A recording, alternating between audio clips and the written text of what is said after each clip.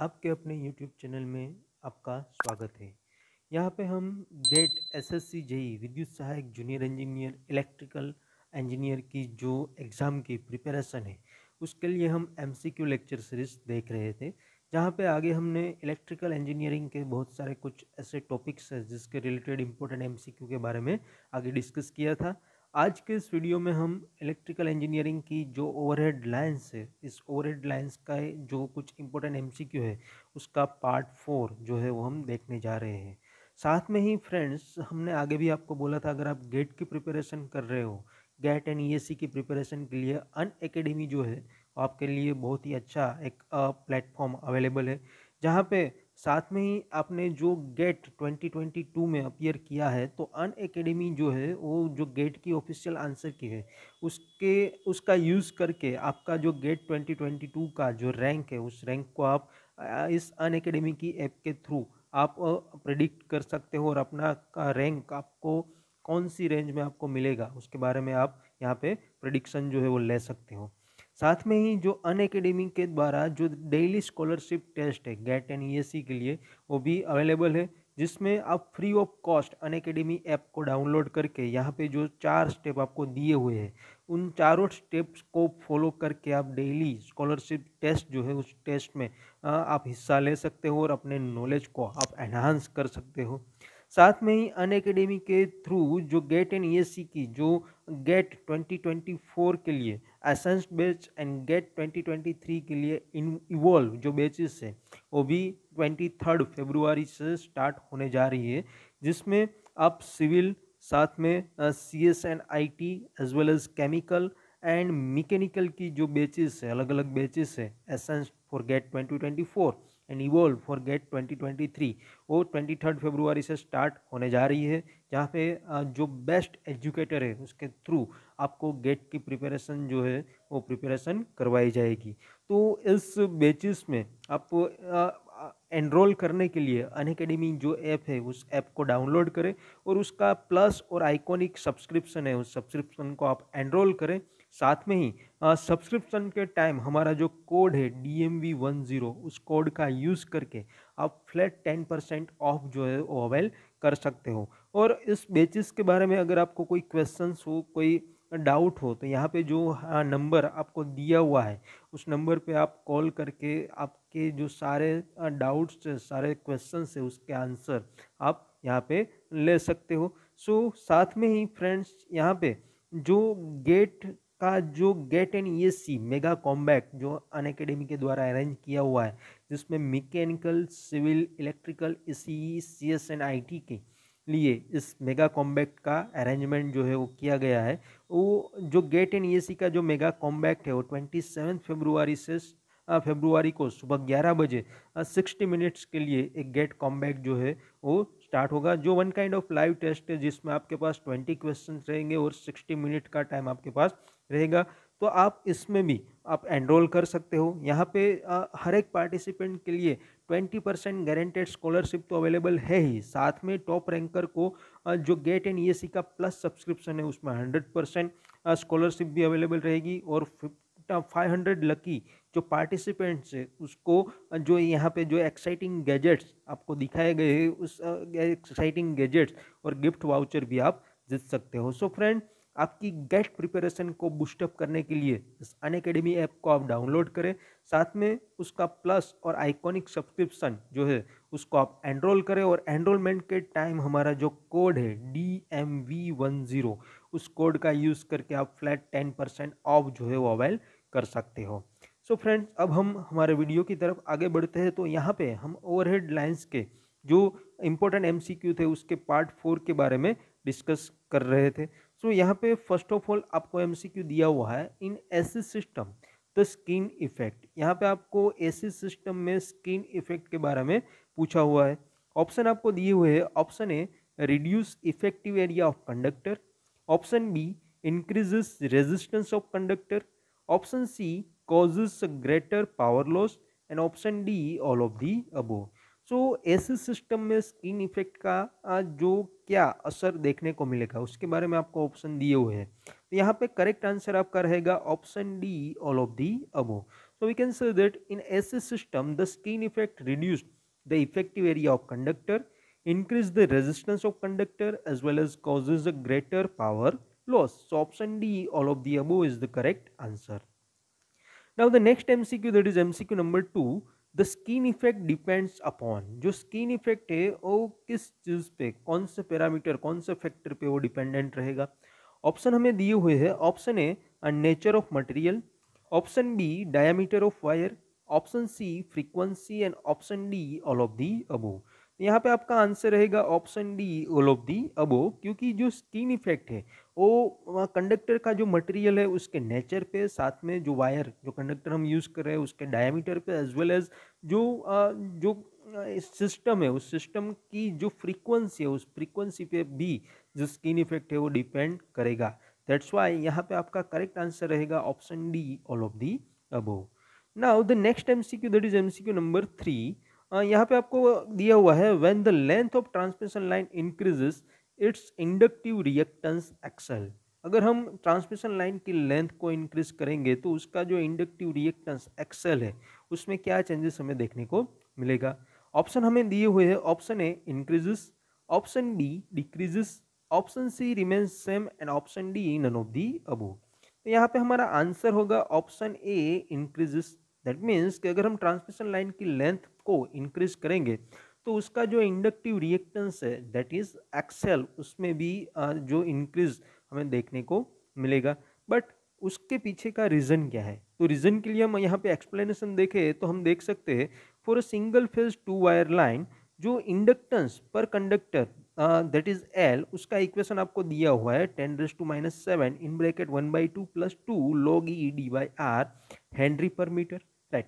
So here the small r, that is the conductor radius and small d, that is the spacing between conductor. So as the length of the line increases, its inductance L increases and therefore inductive reactance XL, that is 2 pi FL of the line increases, right. So यहाँ पे क्या है कि जो line की जो transmission line हमारे पास है उसकी लेंथ में अगर इंक्रीज होगा तो अकॉर्डिंग टू दिस इक्वेशन, ये इक्वेशन जो यहाँ पे हमें दिया हुआ है, इस इक्वेशन का यूज करके हम बोल सकते हैं कि अगर ट्रांसमिशन लाइन की लेंथ में इंक्रीज होगा तो साथ में जो इंडक्टर की वैल्यू है उसमें भी इंक्रीज जो है वो हमें देखने को मिलेगा। तो XL is equal to 2 pi L, उस इक्वेशन के हिसाब से that XL is directly proportional to L. So L अगर इंक्रीज होगा तो एक्सएल की वैल्यू भी इंक्रीज होगी। दैट्स व्हाई यहाँ पे हमारा आंसर रहेगा option A increases. Now the next MCQ, that is MCQ number 4, capacitance of a transmission line. आपको यहाँ पे ट्रांसमिशन लाइन के कैपेसिटेंस के बारे में पूछा हुआ है। ऑप्शन आपको दिए हुए हैं। Option A affects the transmission efficiency, option B affects the power factor, option C causes charging current and option D all of the above.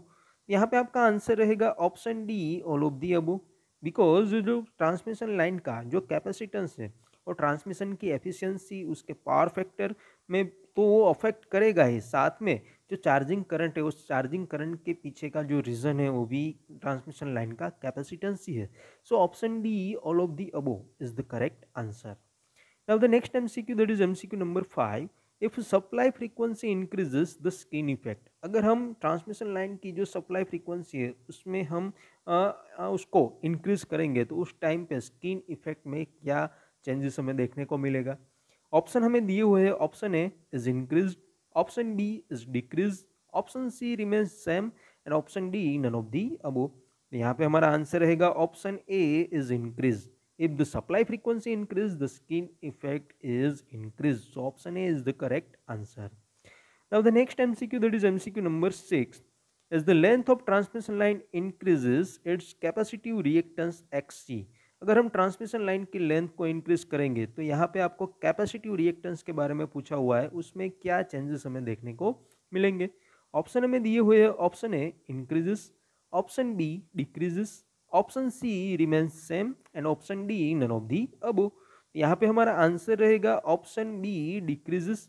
That's means अगर हम ट्रांसमिशन लाइन की लेंथ को बढ़ाएंगे तो उस टाइम पे जो कैपेसिटिव रिएक्टेंस एक्स सी की जो वैल्यू है उसमें डिक्रीमेंट हमें देखने को मिलेगा। तो यहाँ पे आंसर हमारा डिक्रीज रहेगा। बट हम कौन से कॉन्सेप्ट का यूज करके हम बोल सकते हैं कि अगर ट्रांसमिशन लाइन की लेंथ इंक्रीज होगी तो कैपेसिटिव रिएक्टेंस डिक्रीज होगा? तो उसके लिए हम एक्सप्लेनेशन देखें तो यहाँ पे आपको कैपेसिटेंस बिटवीन कंडक्टर का इक्वेशन दिया हुआ है for single phase two wire line. तो that is C is equal to pi epsilon zero divide by log E D by R faraday per metre, right. So अगर यहाँ पे length जो है लाइन की वो इंक्रीज होगी तो उस टाइम पे कैपेसिटेंस C की वैल्यू भी इंक्रीज होगी। एंड दैट्स वाई दो कैपेसिटिव रिएक्टेंस XC का इक्वेशन हमें पता है, XC that is equal to 1/2πfc। अगर C की वैल्यू इंक्रीज होगी तो XC कैपेसिटिव रिएक्टेंस की वैल्यू यहाँ पे डिक्रीज होगी, because as per this equation XC that is inversely proportional to C। C की वैल्यू इंक्रीज होगी तो XC की वैल्यू जो है कैपेसिटिव रिएक्टेंस की जो वैल्यू है वो डिक्रीज होगी।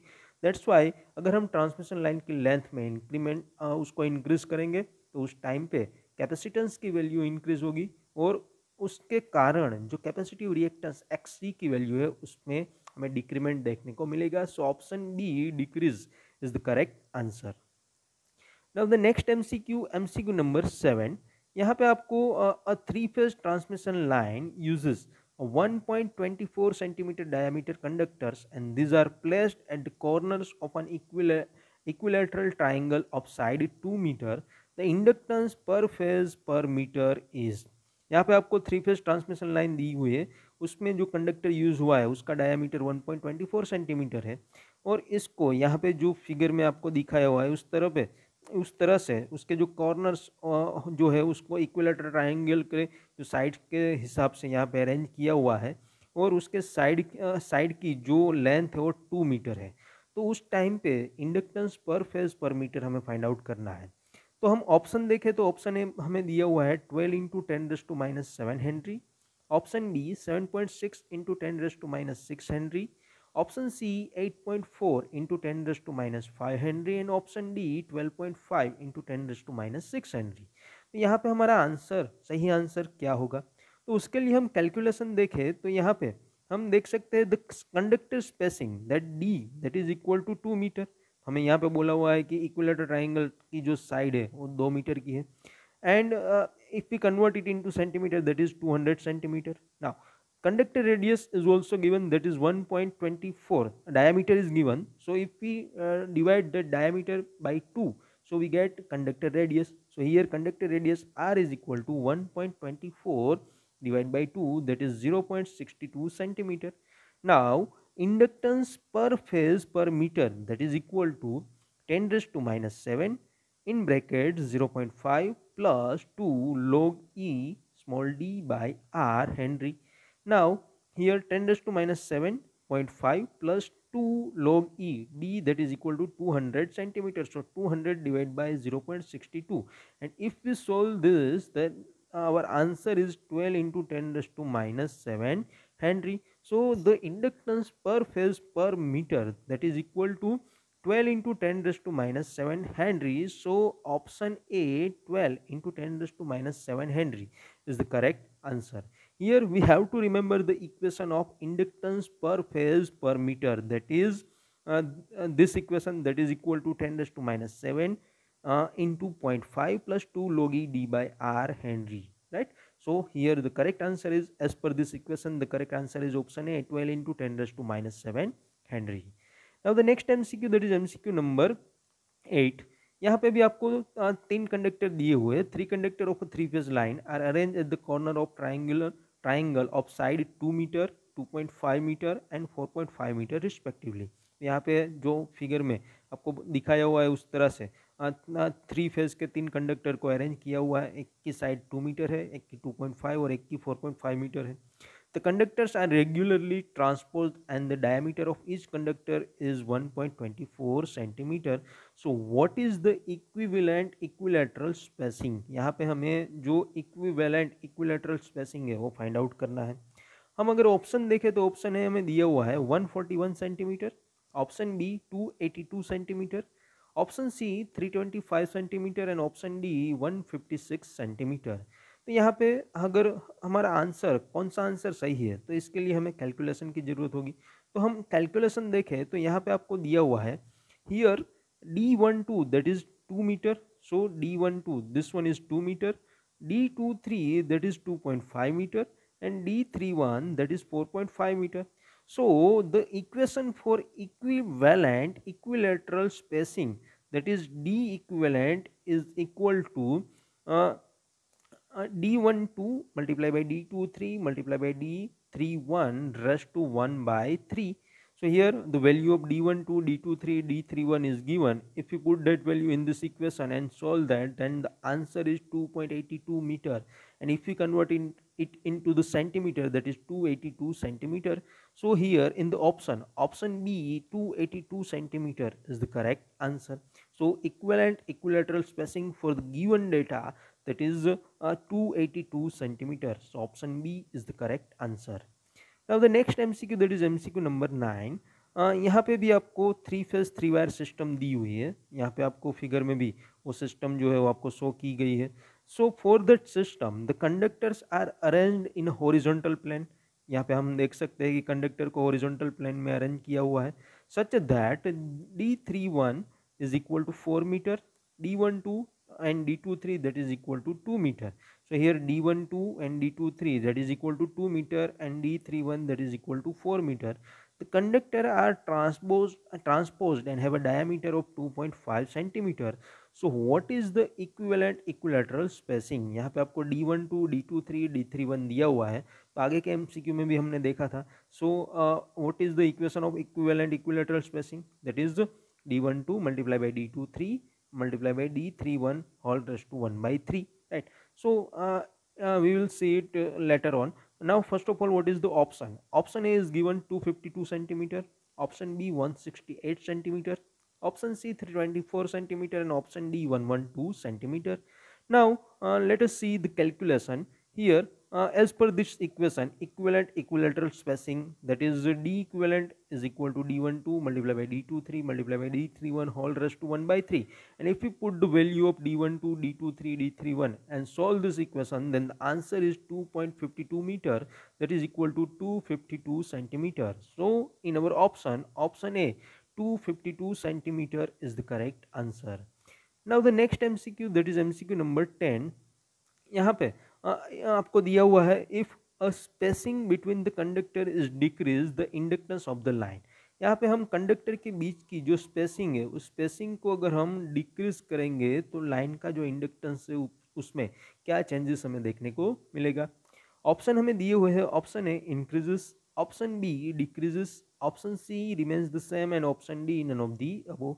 यहाँ पे हमारा करेक्ट आंसर रहेगा option B decreases. That means the conductor के बीच की जो स्पेसिंग है उसको अगर हम डिक्रीज करेंगे उस टाइम पे जो लाइन का जो इंडक्टेंस है उसकी वैल्यू भी डिक्रीज होती हुई हमें दिखने को मिलेगी। So option B decreases is the correct answer. Now the next MCQ, that is MCQ number 11. If the conductor diameter decreases inductance of the line, अगर हम कंडक्टर के डायमीटर को डिक्रीज करेंगे तो उस टाइम पे लाइन के इंडक्टेंस में क्या चेंजेस हमें देखने को मिलेंगे।